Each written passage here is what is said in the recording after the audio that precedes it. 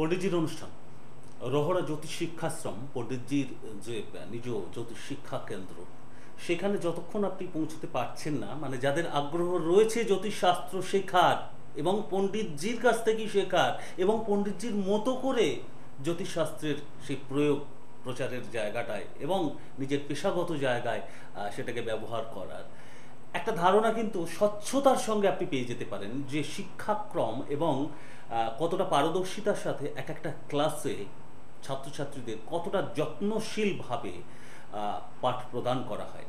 আমাদের এই স্টুডিও ফ্লোরে তেমনই একটা ছোট্ট প্রয়াস থাকে যে সকলের সামনে, শুধুমাত্র আপনার আগ্রহ আছে শিখতে চান তাদের ক্ষেত্রে যেমন, ঠিক তেমনই সাধারণ মানুষেরও একটা স্পষ্ট বার্তা যাবে তাদের কাছে যে সত্যি একজন পারদর্শী মানুষ শুধু মুখে বলছেন না, তার পাণ্ডিত্য কিভাবে তিনি বহন করেন এবং সেটাকে প্রয়োগ করেন, অন্যকে প্রভাবিত করেন। ঠিক তাই, সেটা কিন্তু অনেক বড় গুরু দায়িত্ব। আজকে আমরা এমন একজন মানে আমাদের শ্রদ্ধেয়, পরম শ্রদ্ধেয় দেশনায়কের একটা রাশিচক্র মূল্যায়ন আমরা এখানে পাবো। সেখান থেকেও সেই দক্ষতারই পরিচয়ক আবারও বেরিয়ে আসবে এবং সেই সৎসাহসটা দৃঢ়তার সঙ্গে আসবে তার সেই অর্জিত জ্ঞানের দ্বারাই। সেটা কিন্তু একান্ত প্রয়োজন। তাহলে তো এই প্রচেষ্টাটা সকলে করতে পারতেন, সকলে তো করতে এগিয়ে আসেননি। এগিয়ে এসছেন পণ্ডিতজি, কাজেই আসুন তারই কাছ থেকে শুনি আজ আমরা কার রাশিচক্রের মূল্যায়ন পাচ্ছি একটা শিক্ষার আঙিনায় গিয়ে, এবং শিক্ষার্থীদের সাথে সাথে সাধারণ মানুষেরও খুব বুঝতে সুবিধা হবে যে জ্যোতিষশাস্ত্র কতটা খাঁটি এবং গ্রহ নক্ষত্রের প্রভাব, সেই বিশ্লেষণ যেমন হচ্ছে, সেই প্রভাবে সাধারণ থেকে অসাধারণ সবাই কিভাবে চালিত হচ্ছে, সেই শেখার জন্যে, বোঝার জন্যে সরাসরি পণ্ডিতজি স্বর্ণাপন্ন পণ্ডিত শ্রী অর্পণজি, তাকে স্বাগত জানিয়ে মনোনিবেশ করি সেই গভীর বিশ্লেষণের জায়গা। স্বাগত তাকে, নমস্কার। রাশিচক্রটার দিকে একটু তাকান। এটা ইন্ডিয়ান ট্র্যাডিশনাল অ্যাস্ট্রোলজির ক্লাস, মহাত্মা গান্ধীর রাশিচক্র বিশ্লেষণ। এই রাশিচক্র বিশ্লেষণ থেকে একটা জিনিস জানা যাবে, সেটা হচ্ছে যারা জ্যোতিষ মনস্ক, জ্যোতিষ শিখতে চান, জ্যোতিষকে ভালোবাসেন, জ্যোতিষ যে কোনো ভাওতা নয় সেটার একটা প্রমাণ এখানে পাবেন। এটা এক। 2 নম্বর, এটি একটি বিষয়, এটি একটি সাবজেক্ট, সেটাকে আয়ত্ত না করলে কিন্তু কিছু জানা যায় না। তাহলে মহাত্মা গান্ধীজির রাশিচক্র বিশ্লেষণ করে আপনার জানার যেটা হবে সেটা হচ্ছে ট্র্যাডিশনাল অ্যাস্ট্রোলজি সূত্রের ইমপ্লিমেন্টগুলো জানতে পারবেন। আর একজন মহান পুরুষ, মহাত্মা, মহাত্মা কথার মানেটা হচ্ছে আমার আপনার সকলেরই একটা আত্মা থাকে, কিন্তু মহাত্মার ক্ষেত্রে স্পেশালাইজেশন থাকবে। সেই স্পেশালাইজেশন রাশিচক্রে কি ধরনের যোগ থাকতে পারে একটু চোখ রাখি। কর্কট রাশি, অশ্লেষা নক্ষত্র, রাহুযুক্ত চন্দ্র, রবি কন্যায়, লগ্নে মঙ্গল, বুধ, শুক্র, সেকেন্ড হাউসে শনি, চতুর্থে কেতু, বৃহস্পতি, বকরি। তা ওনার ডিটেল জীবনপঞ্জি রাশিচক্রের মাধ্যমে তুলে ধরার সময় ওই অনুষ্ঠান নয়। মূল জায়গায় যাই। ওনার মতো গণতান্ত্রিক আন্দোলনের নেতা, মানে ব্রিটিশ সাম্রাজ্যবাদের বিরুদ্ধে ভারতবর্ষের মানুষকে একটি প্রেম দ্বারা সংগঠিত করে, জিনিসটা বোঝবার চেষ্টা করবেন, তার নীতিটা ছিল অহিংসা। প্রেম দিয়ে ইউনাইটেড করে ব্রিটিশ সাম্রাজ্যবাদের বিরুদ্ধে লড়াই করে ব্রিটিশকে দেশ থেকে তাড়ানো মূল উদ্দেশ্যটা ছিল। তার জন্য তিনি চূড়ান্ত স্যাক্রিফাইস করেছেন তার ব্যক্তিগত জীবনে। সেই ধুতি হাঁটুর ওপর, খালি গায়ে, লক্ষ লক্ষ মানুষ তার পেছনে মিছিলে গেছে তার আদর্শকে সামনে রেখে।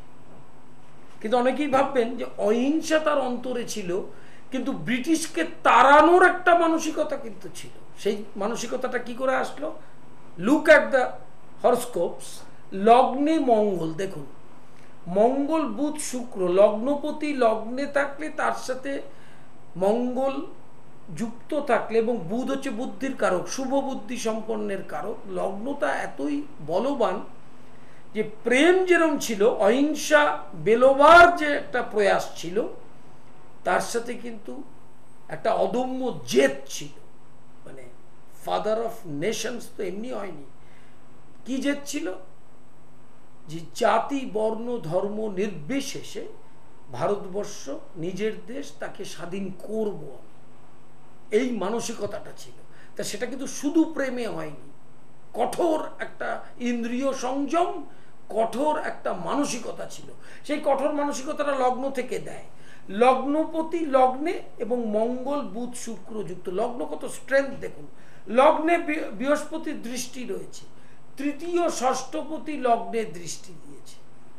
সারা জীবন সংগ্রাম করে আজও আমাদের অন্তরে শ্রদ্ধায়, এমনকি যেটা ছাড়া মানুষের প্রাণটুকু শেষ হয়ে যেতে পারে, সেই অর্থ, সেই কারেন্সি নোট, সেই নোটের মধ্যেও তার ছবি, এমনি নয় কিন্তু। দশমে চন্দ্র রাহু যুক্ত, তাহলে রাহু চর রাশিতে রয়েছে, কর্কট চর রাশি। চর রাশিতে রাহু জলরাশির সাথে যুক্ত, তার মানে গ্রহণযোগ। প্রচুর শত্রুতা উৎপাতের মধ্যে দিয়ে এগিয়ে নিয়ে যেতে হয়েছে ভারতবর্ষে সেই সময় ব্রিটিশ সাম্রাজ্যবাদের বিরুদ্ধে যে আন্দোলন। তাকে আরেকটি জিনিস, চর রাশিতে রাহু থাকলে কি হয়, তাকে ভ্রমণ করে করে আন্দোলন করতে হয়। তাহলে তিনি সব জায়গায় ঘুরেছেন, নোয়াখালীর রায়ট, পশ্চিমবঙ্গ, দিল্লি, মুম্বাই, সমস্ত জায়গায় ঘুরে ঘুরে ঘুরে ঘুরে মানুষকে সংগঠিত করবার চেষ্টা করেছেন। এই যে ঘোরাটা, তার পরিভ্রমণটা, রিভুলেশন উইথ ট্রাভেলিংস, সেটা কি করে হলো? রাহু চর রাশিতে রয়েছে। চর রাশিতে রাহু থাকলে তাকে পরিভ্রমণ করে কর্ম করতে হয়, যার যার যেটা কর্ম। আমার নিজের কিন্তু দশমে রাহু চর রাশিতে, আমাকে ঘুরে ঘুরে চেম্বার করতে হয়। কিন্তু গান্ধীজির ক্ষেত্রে কি, ঘুরে ঘুরে আন্দোলনটা করতে হয়েছে, একটা জায়গায় বসে নয়। দ্বাদশে রবি, 12th রবি বিদেশ যাওয়ায়, একাদশপতি দ্বাদশে আফ্রিকায় গেলেন। আফ্রিকার মানুষ গান্ধীজিকে আমাদের দেশের থেকেও সম্মান করেন, সেখানে গিয়েও তার অহিংসা প্রতিষ্ঠিত করলেন। তাহলে অহিংসার কারককে ব্ল্যাক ম্যাজিক আলারা কিন্তু এটা বলতে পারবে না। ল্যাপটপ আলা খুলে চশমা নামিয়ে আপনাদের যেটা করে সেটাও বলতে পারবে না। অহিংসা কে দেয়? মানে আমার মধ্যে ইনফেরিয়ার কমপ্লেক্সিটি থাকবে না, দেশপ্রেম থাকবে, একটা পিওর হার্ট কাজ করবে। এই যে প্রেম, ঈশ্বরীয় প্রেম, মানবতার প্রেম, সেটা কোন গ্রহ দেয়? 10,000 জ্যোতিষকে ফোন করে জিজ্ঞাসা করবেন, বলতে পারবে না। সেটা দেয় চন্দ্র। তাহলে চন্দ্র রাহুর সাথে যুক্ত, এই অহিংসার সাথে সশস্ত্র বিপ্লবের একটা কনফ্লিক্টের মধ্যে তাকে পড়তে হয়েছিল। নেতাজি বলেছিলেন সশস্ত্র বিপ্লব ছাড়া স্বাধীনতা আসবে না, আসা যাবে না। আর তিনি বলেছিলেন অহিংসা। কারো পথ ছোট নয়, কিন্তু কর্কট রাশি, তুলা লগ্ন, লগ্নপতি শুক্র লগ্নে, তার মধ্যে সবসময় একটা প্রেম কাজ করেছে, যে অহিংসা দিয়ে একমাত্র মুক্তি পাওয়া যেতে পারে। তার মতটা সবাই নিয়েছি কি নেয়নি, এটা রাজনৈতিক বিতর্ক, কিন্তু এটা যেহেতু জ্যোতিষ অনুষ্ঠান, সেই অনুষ্ঠানে তার চার্ট অ্যানালিসিস হচ্ছে। তাহলে দ্বাদশে রবি বিদেশ যাওয়ালো, চন্দ্র রাহু গ্রহণযোগ অবস্থায় অত্যন্ত সংগ্রামের মধ্যে দিয়ে ঘুরে ঘুরে ঘুরে ঘুরে সারা দেশের মানুষকে সংগঠিত করানো হলো। সপ্তমস্ত বৃহস্পতি লগ্নকে দেখায়, তার মধ্যে মানব প্রেম কাজ করলো, ইন্দ্রিয় জয় করবার ক্ষমতা কাজ করলো। চতুর্থপতি দ্বিতীয় এবং চতুর্থে কেতু অত্যন্ত এডুকেটেড, তার ইংরাজি একটু মানে উদ্ধার করলেই বুঝতে পারবেন তার শিক্ষা কি ছিল। কাঁচা জ্যোতিষরা, 2 পাস জ্যোতিষরা, 4 পাস জ্যোতিষরা বলবে চতুর্থে কেতু আছে, ওনার তো 5 পাস করা উচিত না, ব্যারিস্টার হয়েছিলেন, হাসি পায় শুনে। তাহলে চতুর্থে কেতু এবং চতুর্থপতি দ্বিতীয়, এটি একটি রাজযোগ। বৃহস্পতির তৃতীয় দৃষ্টি রয়েছে, তৃতীয় মানে উদ্যোগ, যেই উদ্যোগে গেছেন তিনি, মানে সেই উদ্যোগই তিনি ম্যাচিওর করিয়েছেন।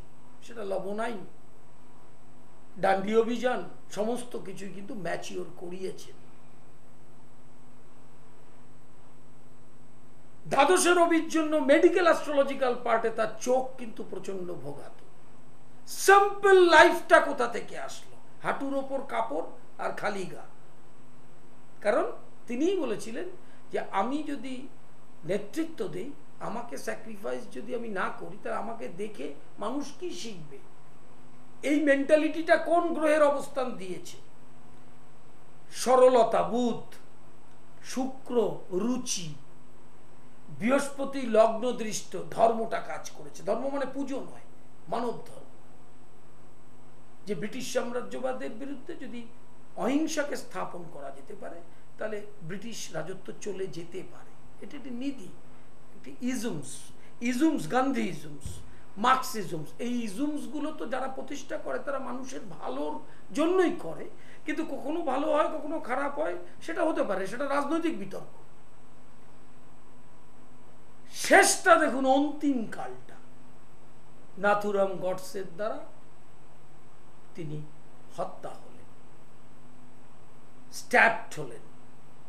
রাজনৈতিক কারণ আছে, কিন্তু অ্যাস্ট্রোলজিক্যাল পার্টে মৃত্যুর যোগ কোথা থেকে হয়? অষ্টমপতি। অষ্টমপতি কোথায় আছে? লগ্নে, নিজের ঘরে। কিন্তু তাহলে অষ্টমপতি নিজের ঘরে থাকলে তার অল্প আয়ু হয় না, এটা প্রমাণ হলো। তাহলে অষ্টমপতি সপ্তমপতির সাথে যুক্ত হয়ে লগ্নে আসলো, তার মানে অষ্টমপতি যে লগ্নপতিও সে, সপ্তমপতি দ্বিতীয় পতি মঙ্গলের সাথে যুক্ত হলো। তাহলে আমরা অ্যাস্ট্রোলজিতে কি জানি? সপ্তম আর দ্বিতীয় পতি মারক, খুন, মার্ডার, স্ট্যাব, এই ধরনের যে জিনিসগুলো সেটা কার দ্বারা হয়? কোন গ্রহের দ্বারা? মঙ্গল গ্রহের দ্বারা। তাহলে মঙ্গল দ্বিতীয় এবং সপ্তমপতি অষ্টমপতির সঙ্গে যুক্ত লগ্নে হলো, তাকে গুলি করে হত্যা করা হলো। হত্যা যিনি করলেন তিনিও তাকে শ্রদ্ধা জানিয়ে প্রণাম করে তারপর হত্যা করেছেন। পৃথিবীতে রেকর্ড নেই এরকম যে আমি কাউকে হত্যা করার সময় প্রণাম করে হত্যা করলাম। মানে উনি হত্যা করলেন কোনো একটি কারণে, কিন্তু একটি শ্রদ্ধাশীল দেশপ্রেমিককে যে হত্যা করলেন তার জন্য ক্ষমাও তিনি চেয়ে নিয়েছেন। তাহলে মঙ্গল দ্বিতীয় সপ্তমপতি অষ্টমপতির সঙ্গে যুক্ত হয়ে তার আয়ু যেরকম দিয়েছেন, কিন্তু নৃশংসভাবে তাকে মৃত্যুটা বরণ করতে হলো।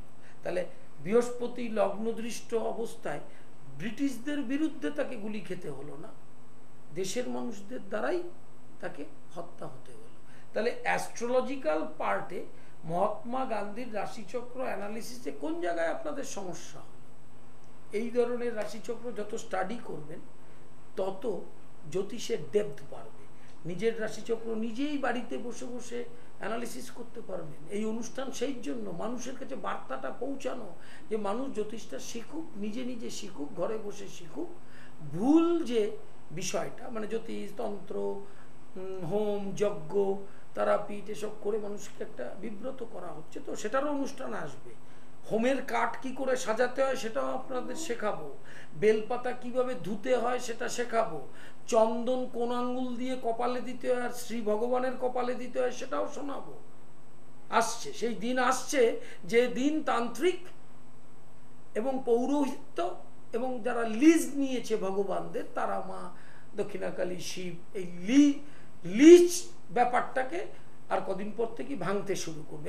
এখন থেকে আমি লিজ নেব, ওরা শুনবে মন দিয়ে, এবং সব যুক্তি সহকারে শোনাবো, কোনো অযৌক্তিক কথা হবে না, কারণ এটি একটি সাবজেক্ট, এটি একটি বিদ্যা। তাহলে মহাত্মা গান্ধীর দ্বাদশে রবি বিদেশ যাওয়ালেন, দশমে চন্দ্র রাহু গ্রহণযোগ, কর্মে প্রতিষ্ঠা, চূড়ান্ত সুনাম। কিন্তু চন্দ্র রাহু যুক্ত থাকলে প্রচুর শত্রুতার মধ্যে দিয়ে কর্ম করতে হয়, সেটা করতে হয়েছে। পরিভ্রমণ করে করে করে করে, তখন ভারত, বাংলাদেশ, পাকিস্তান সব এক ছিল, সব জায়গায় পরিভ্রমণ করে মানুষকে সংগঠিত করেছেন ব্রিটিশ শাসনের বিরুদ্ধে। চতুর্থে কেতু, দেশবাসীর জন্য ভাবতে ভাবতে নিজের সুখ কোনোদিন ভাবেননি। এই জায়গাগুলো অস্বীকার করা যাবে না। আলোচনায় ফিরছি আরেকটু পরে।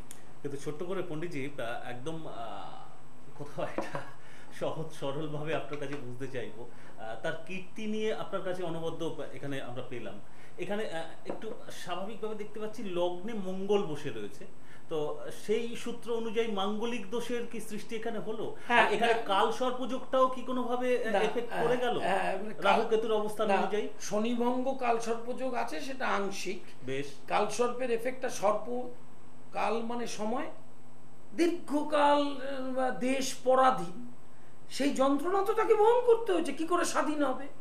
মানুষগুলোকে নিয়ে ভেবেছে তো, সেটাই কালসর্পের এফেক্ট। আর মঙ্গল এখানে বৃহস্পতি দৃষ্ট হয়েছে, তাহলেই মাঙ্গলিক হয় না। যখন মঙ্গল বৃহস্পতি দৃষ্ট বা যুক্ত হয় তখন মাঙ্গলিকের এফেক্ট আসে না। মানে বৃহস্পতি সেখানে মঙ্গলের নেগেটিভ কারকতাকে একদম, বৃহস্পতি যেহেতু বক্রী রেট্রোগ্রেড, সেহেতু আগের ঘরের ফল দেবে, ষষ্ঠ ঘরের ফল দিয়েছে।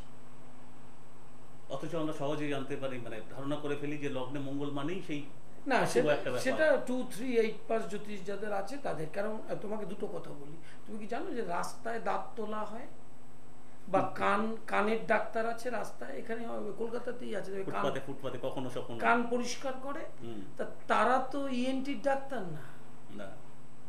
তাহলে তো বাবা মারা ডাক্তারি পড়াতেন না কাউকে, কলকাতাতেই কান পরিষ্কার করাতে, হয়তো কানটা ফুটোই করে দেবে সেটা পরিষ্কার করতে গিয়ে। তো সেরকম হাতুড়ে জ্যোতিষ তো হাজার হাজার, তাদের তো এডুকেশন নেই, যে যা পারছে বলে যাচ্ছে। কিন্তু যুক্তি দিয়ে আসতে হবে, জ্যোতিষের সূত্র অনুযায়ী আসতে হবে। সেই পারদর্শিতা কিন্তু যেমন এখানেও পাওয়া যাচ্ছে। একটা কথা কিন্তু তার মাঝখান থেকে আমি জাস্ট পয়েন্ট আউট করলাম, যে কথাগুলোই এখান থেকে শুনবেন, যে বক্তব্যগুলো উপস্থাপিত হবে, যুক্তির বাইরে কোনো কিছু নয়। জ্যোতিষ আঙ্গিকে যে যুক্তিগুলো, সেই যুক্তিগুলো এখান থেকে উত্থাপিত হবে। পণ্ডিত শ্রী অর্পণজির মন গড়া কিছু এখানে উত্থাপিত হবে না। কোনো মতবাদকে খণ্ডন যখন করবেন, নিজের মতবাদ চাপিয়ে দিয়ে নয়, নিজের অর্জিত সেই জ্যোতিষের শিক্ষার যুক্তি দিয়ে সেখানে খণ্ডন করবেন। আর কোনো মতবাদ যদি প্রতিষ্ঠাও করেন, আচ্ছা আমি তোমাকে একটা কথা বলি। ফর এক্সাম্পল, চৈতন্য মহাপ্রভু শ্রী ভগবানের শ্রীনাম সংকীর্তন প্রচার করেছিলেন, সেটা ইজমস একদম। হরে কৃষ্ণ কৃষ্ণ কৃষ্ণ হরে হরে, হরে রাম রাম রাম হরে হরে, মহামন্ত্র। কলিকালে মহামন্ত্র, এই হরি নাম ছাড়া জীবের গতি নেই, এটা একটা ইজম। ভগবান শ্রীরামকৃষ্ণদেব বললেন যত মত তত পথ। স্বামীজি বললেন জীবে প্রেম করে যেই জন সেই জন সেবিছে ঈশ্বর। এগুলো মতবাদ তো। কোন মহাপুরুষ কোথাও বলেছেন যে মানুষের দুঃখ দূর করবার জন্য একটাই পথ, সেটা হচ্ছে ব্ল্যাক ম্যাজিক? কোন মহাপুরুষ যদি বলে থাকেন, আমরা কি ফলো আপ করছি? খনা বরাহ পরাশর মুনির ট্র্যাডিশনাল অ্যাস্ট্রোলজিটা ফলো আপ করছি, সেটাই তো বলছি। যেমন ডারউইন তত্ত্ব, নিউটনস ল, এগুলোই তো করছি। কিন্তু কোনো মহাপুরুষ ভারতবর্ষের বুকে বলেছে কি যে শাক্ত শৈব বৈষ্ণব তত্ত্ব বাদ দিয়ে তোমরা ব্ল্যাক ম্যাজিকে আসো, তাহলে তোমাদের সব সমস্যা মিটে যাবে। তুমি কাউকে ভালোবাসতে চাও, এসে যাবে। তোমার বাবা মায়ের সাথে অশান্তি মিটে যাবে। ঈশ্বরীয় তত্ত্বের কোনো প্রয়োজন নেই, ব্ল্যাক ম্যাজিক। এরকম কোনো সূত্র কি জন্মেছে? যেমন নিউটনস ল, হ্যাঁ, তারপরে V equals to N lambda, যারা বিজ্ঞানের ছাত্র তারা অনেকেই জানেন। আচ্ছা, রাদারফোর্ডস থিওরি, এগুলো আমরা সব জানি তো।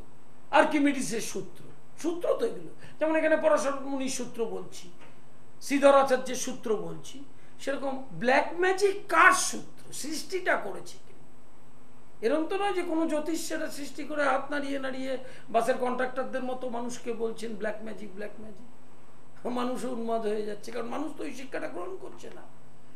মানুষ তো চৈতন্য চরিতামৃত কথামৃত গীতা পড়বে না, মানুষ কোক শাস্ত্র পড়বে কলেজ স্ট্রিট থেকে কিনে। কারণ সাধারণ মানুষের অন্তরটা সবসময় নিম্নমুখী। আমি এর আগে রবীন্দ্রনাথ ঠাকুরের রাশিচক্রে বললাম না যে উনি তো বলতে পারতেন, যে রবীন্দ্রনাথ বলতে পারতেন যে আমি এই গান টান এত লিখলাম কষ্ট করে মানুষের কল্যাণের জন্য, সেটা না করে বরং ব্ল্যাক ম্যাজিকটা লিখলে বলে একটু উপকার হতো বেশি, আর কি স্নাত হতো বেশি। তো এই যুক্তিটার এখানে যদি কারো খণ্ডন করতে ইচ্ছা করে, যুক্তি দিয়ে আসুক, বলুক, সেটা খোলা মঞ্চ, একদম খোলা মঞ্চ।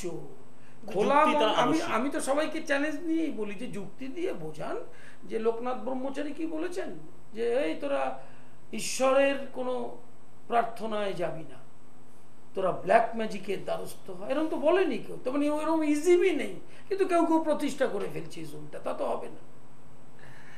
এইভাবেই থাকবেন পণ্ডিতজি। তাকে বলাতে শুরু করলে ওই একটা প্রচলিত কথা আছে না, গুরু ঘাটালে অনেক কিছু বিদ্যে পাওয়া যায়। যারা তাকে গুরুস্থানে রেখে ফেলেছেন, রহরা জ্যোতিষ শিক্ষাশ্রমের ক্লাসে অ্যাটেন্ড করেন, তাকে গুরুরূপে পান, তারা এটার মর্মটা বোঝেন। আর সার্বিকভাবে আমাদেরও কোথাও একটা বোঝার সুযোগ হলো, অগাধ পাণ্ডিত্য নামের আগে শুধু মানে লিখে দিয়ে সংযোগ করলে হয় না, সেটাকে বহনও করতে হয়, সেই জ্ঞানটা অর্জন করতে হয়, তবে সেই পণ্ডিত শব্দটার যথাযথ সম্মান সেখানে থাকে। যদি চান, এর পরের সিদ্ধান্ত আপনার, নিজেদের জীবনে তার সেই পাণ্ডিত্যের ছোঁয়া আপনি চান কিনা। কিন্তু এই মুহূর্তে কঠিন বাস্তব এটাই, সময় শেষ। ইউটিউব ফলো করতে পারেন, সমস্ত এপিসোডগুলো থাকছে। আর এই মুহূর্তে আমরা বিদায় নেব, আগামীতে দেখা হওয়ার আশা এবং প্রতিশ্রুতি রেখে। ভালো থাকুন।